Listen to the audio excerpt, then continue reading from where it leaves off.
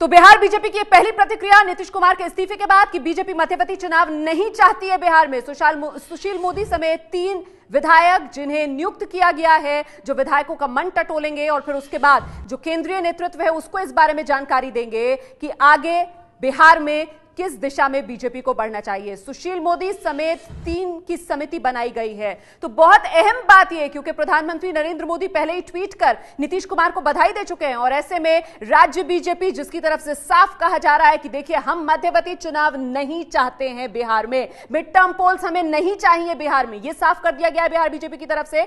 हालांकि शायद इसे देखा जाएगा कि जो टाइम बाइंग वाली टैक्टिक है उस तरीके से इसे देखा जा सकता है और साथ ही साथ सुशील मोदी की तरफ से वो कॉमन एजेंडा जिसका जिक्र नीतीश कुमार ने अपनी प्रेस कॉन्फ्रेंस में किया था वो भी कर दिया गया कि भ्रष्टाचार का वो मुद्दा है जिसके मुद्दे पर दोनों साथ आ सकते हैं। और एक और संकेत जो बीजेपी की तरफ से दिया गया है इस प्रेस कॉन्फ्रेंस में, आइए सीधे रुख करते हैं नेहा का।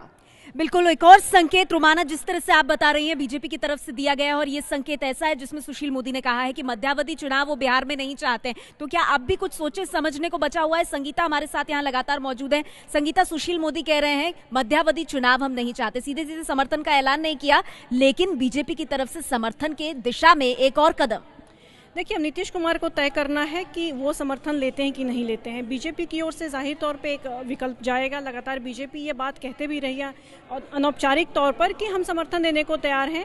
और अगर सुशील मोदी मध्यावधि चुनाव नहीं चाहते तो ये हो सकती है कि वो कहें कि आप अल्पमत की सरकार चलाएं और बाहर से समर्थन करते रहें। तो ये सारे विकल्प है जिस पर कि विचार हो सकता है। तय नीतीश कुमार को करना है कि वो बीजेपी को छोड़कर गए थे तो क्या फिर वो वापस जाएंगे, क्या करेंगे वो, या कि चुनाव के लिए जाना वो विकल्प के तौर पे चुनेंगे। बिल्कुल, लेकिन नीतीश रुमाना बहुत साफ कर रहे हैं जो बिहार के हित में होगा वो करेंगे। बीजेपी कह रही है मध्यावधि चुनाव नहीं चाहिए, लेकिन इस वक्त किस तरह की तस्वीर बन रही है, क्या विकल्प बन रहे हैं, रुमाना आप बताइए। बिल्कुल, तो बड़ी बात इस वक्त बता दें, नीतीश कुमार इस्तीफा दे चुके हैं, इस्तीफा उनका मंजूर हो गया है। प्रधानमंत्री नरेंद्र मोदी ट्वीट करके नीतीश कुमार को उनके इस कदम के लिए बधाई दे चुके हैं, जिससे सीधे सीधे मोदी का नीतीश की तरफ हाथ बढ़ाना माना जा रहा है। और ऐसे में सियासी तस्वीर बिहार में क्या उभरेगी? अगर बीजेपी जेडीयू के साथ आ जाती है तो फिर क्या तस्वीर है? आइए जल्दी से आपको समीकरण दिखा देते हैं और ये देख लीजिए जरा, बिहार में बवाल है, नीतीश कुमार है। ये देखिए पहला समीकरण, बहुमत के लिए आंकड़ा चाहिए 122 का। 122 बिहार में बहुमत का जादुई आंकड़ा है। 122 विधायक चाहिए बहुमत के लिए। और अब गणित समझ लीजिए, जेडीयू के पास फिलहाल 71 विधायक हैं और बीजेपी के 53। अगर साथ आ जाते हैं, चाहे साथ मिलकर बनाएं या फिर बीजेपी बाहर से समर्थन दे दे, तो सरकार तो बन जाएगी और नीतीश कुमार दोबारा से मुख्यमंत्री बन जाएंगे, क्योंकि ये आंकड़ा जो है वो 124 पर पहुंच जाता है और जादुई आंकड़ा 122 विधायकों का, जो हम लगातार आपको बता रहे हैं। फिलहाल ऐसी ही तस्वीर उभरती हुई नजर आ रही है कि जेडीयू अब बीजेपी के साथ जाएगी, क्योंकि नीतीश कुमार से जब सवाल पूछा गया था कि आप बीजेपी के साथ मिलकर सरकार बनाएंगे, तो इनकार नहीं किया गया नीतीश कुमार की तरफ से। इसके अलावा कुछ और समीकरण भी सामने आ रहे हैं बिहार में, आइए उस पर भी एक नजर डाल लेते हैं।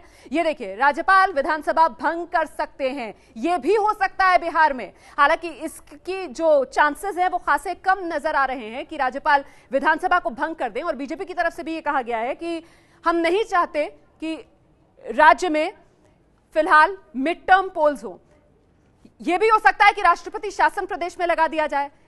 आगे क्या हो सकता है बिहार में वो हम आपको बता रहे हैं। बीजेपी के सहयोग से सरकार बना सकते हैं नीतीश कुमार, इसका गणित भी हम आपको दिखा चुके हैं किस तरीके से 124 का आंकड़ा पहुंच जाएगा फिर जेडीयू और बीजेपी का साथ आकर। और साथ आ गए तो फिर 2019 में बीजेपी को फायदा है, क्योंकि सियासी संकट बिहार में भले ही ये 2017 का है, लेकिन समझना इसी बात को है कि ये जो पूरी बिसात बिछाई जा रही है ये 2019 लोकसभा चुनाव को मद्देनजर रखकर बिछाई जा रही है। नहीं भूलना चाहिए हमें कि विपक्ष की एकता, जो शुरुआत जिसकी हमने महागठबंधन के रूप में बिहार से देखी थी, अब उसको खत्म होते हुए भी हम बिहार से ही देख रहे हैं, जब नीतीश और लालू के रास्ते अलग अलग होते हुए नजर आ रहे हैं। और इस्तीफे की नौबत क्यों आई, बिहार में बवाल क्यों है, भले ही नजर हर तरफ नीतीश कुमार ही ला रहे हो, इसकी वजह भी जान लीजिए। इस्तीफे का ठीकरा नीतीश कुमार ने सीधे सीधे लालू प्रसाद यादव पर फोड़ दिया है। भले ही नाम नहीं लिया है, लेकिन सीधे उन्होंने लालू प्रसाद यादव को इस्तीफे का जिम्मेदार करार दिया।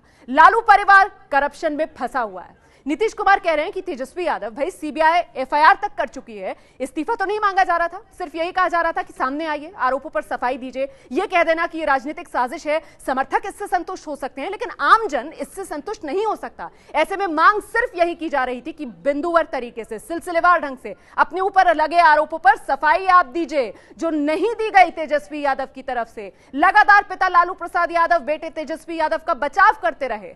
संकट के लिए लालू खुद जिम्मेदार, ये बड़ी बात नीतीश कुमार की तरफ से कही गई है। ये है एबीपी न्यूज, आपको रखे आगे।